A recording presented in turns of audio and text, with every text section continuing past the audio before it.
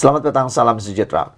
Yang ini, pendedahan yang ini memang amat luar biasa.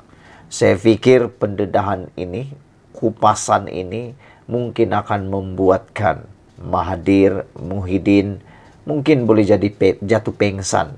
Dan pengsan beribu-ribu kali, tapi hidup juga lah. Dia masih lagi mampu berdiri semula. Sedar semulalah pengsannya, pengsan kura-kura, bukan pura-pura, kura-kura, pingsan kura-kura yang dapat bangun balik.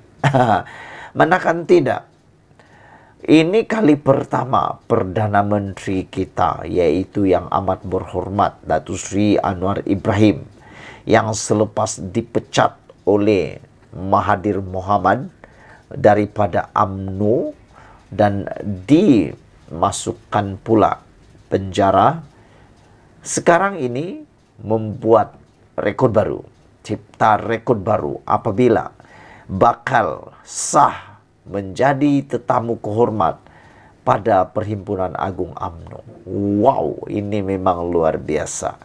Anwar Ibrahim yang satu ketika dahulu orang besar dalam UMNO dipecat, dipenjarakan, akhirnya bersama dengan Parti PKR menjadi musuh utama Parti Barisan Nasional, gabungan Barisan Nasional, akhirnya menjadi Perdana Menteri dan bersahabat pula bekerjasama dengan Barisan Nasional, akhirnya kembali semula ke pangkuan UMNO, tapi bukan menjadi ahli UMNO, tetapi jauh lebih baik daripada itu, yaitu menjadi tetamu kehormat.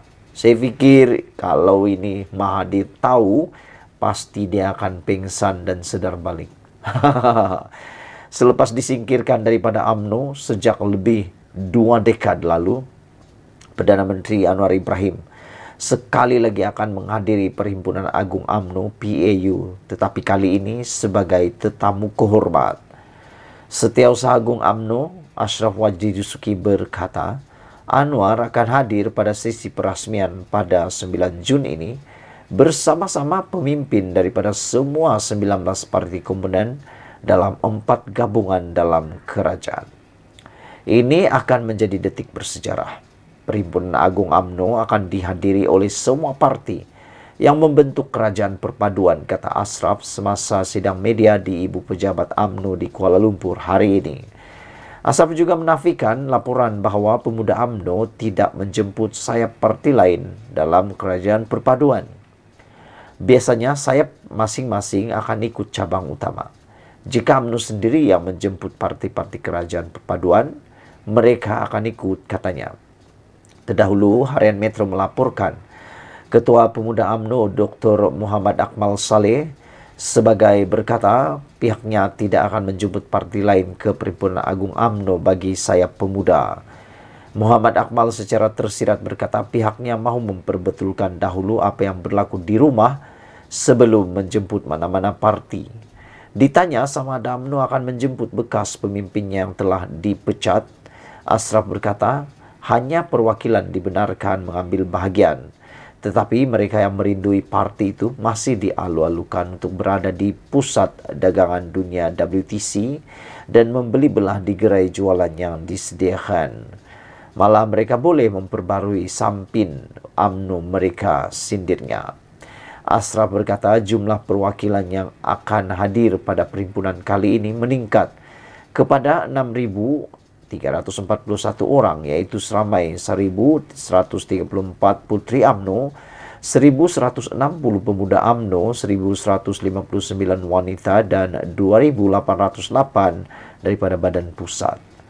Selepas pindahan kepada perlembagaan parti diluluskan, PAU buat julung kalinya akan dihadiri Ketua Penerangan peringkat bahagian dan sayap, katanya. Ashraf berkata pihaknya menjangkakan antara usul utama yang akan dibawa perwakilan adalah berkaitan ekonomi dan kebajikan rakyat. PAU 2023 akan membuka tirai pada 7 Jun sehingga 10 Jun di WTC Kuala Lumpur. Presiden UMNO Ahmad Zaid Hamidi akan menyampaikan ucapan pada 9 Jun, diikuti ucapan perbahasan dan penggulungan pada 10 Jun. Ini satu perkara yang memang menjadi sejarah besar kepada politik Malaysia. Pastinya akan membuat satu impak baru dalam dunia politik dan kestabilan Malaysia. Kita berharap apa yang dilakukan oleh oleh Anwar Ibrahim dan juga oleh Zahid Hamidi ini akan membawa sinar baru kepada Malaysia. Ikuti terus ulasan selepas ini. Selamat datang, salam sejahtera. Terima kasih karena bersama dengan saya di Nazilin Unity Channel. Petang ini Hadi Awang kantoi lagi. Kali ini penjelasan Hadi membuktikan pemimpin PAS lain tidak tahu apa-apa. Ini semua tentang kononnya PAS dijemput menyertai kerajaan perpaduan. Tapi akhirnya Hadi Awang seakan-akan membuat U-turn dengan mengatakan bahwa ajakan tersebut bukan pada waktu ini, bukan baru berlaku, tetapi berlaku selepas PRU 15 yang lalu, dengan mengatakan bahwa PAS diajak menyertai parti ataupun gabungan kerajaan perpaduan itu ketika Agong baru menitahkan perkara tersebut. Hadi Awang kata ia bukan berlaku baru-baru ini. Jadi ada ramai pemerhati politik yang tak puas hati dengan apa yang Hadi lakukan. Kerana kelihatannya Hadi seakan-akan membuat satu statement, kenyataan yang tergantung, kenyataan yang sengaja mau mengelirukan bukan saja para pemimpin atau penyokong PAS itu sendiri, tetapi juga kepada para penyokong dan pemimpin dalam Pakatan Harapan dalam kerajaan perpaduan. Jadi perbuatan Hadi ini dianggap sebagai satu perbuatan yang benar-benar memalukan.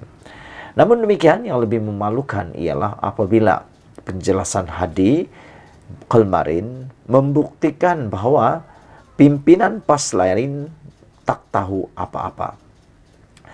Penjelasan Presiden PAS Abdul Hadi Awang berkaitan tawaran untuk menyertai kerajaan menunjukkan pemimpin PAS lain tidak tahu apa-apa, kata ahli politik veteran.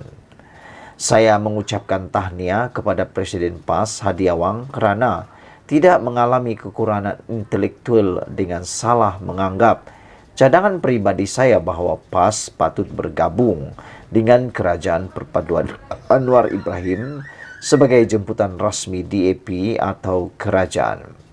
Tetapi ia juga menunjukkan bahawa semua pemimpin PAS yang lain termasuk Mursyidul Am, Timbalan Presiden dan Ketua Penerangan tidak tahu apa yang diucapkan oleh Presiden mereka. Katanya, kata Lim, jika pemimpin PAS yang lain tidak tahu apa yang diperkatakan oleh Presiden mereka, apatah lagi parti politik lain dalam gabungan Perikatan Nasional termasuk Bersatu. Semalam Hadi memberitahu media bahawa tawaran itu bukan dibuat baru-baru ini, sebaliknya selepas pilihan raya umum lalu. Sebelum itu, Ketua Penerangan PAS Khairil Nizam Khairuddin mendakwa Lim membuat tawaran itu kerana kerjasama dalam kerajaan berada dalam keadaan goyah kerana orang Melayu tidak lagi menyokong UMNO. Dia juga turut membidas Presiden UMNO Ahmad Zahid Hamidi dengan mengatakan bahawa timbalan Perdana Menteri tidak membuat kerja rumah apabila menafikan tawaran sedemikian pernah dibuat oleh PAS kepada PAS. Timbalan Presiden PAS Tuan Ibrahim Tuan Man pula menafikan Lim ada bertemu dengan pemimpin PAS baru-baru ini. Bukan dia, yaitu Lim. Saya tidak mau menyatakan siapa. Saya cuma boleh sahkan ada beberapa individu datang berjumpa dengan pemimpin PAS. Katanya ketika diminta mengesahkan sama ada Lim yang bertemu parti itu baru-baru ini berhubung tawaran menyertai kerajaan. Jadi saudara-saudara sekalian, sudah kita dapat lihat siapa sebenarnya yang berbohong dan siapa sebenarnya yang betul. Terpulanglah pada Anda untuk mengambil keputusan nak pilih siapa sebenarnya. Ikuti terus ulasan selepas ini.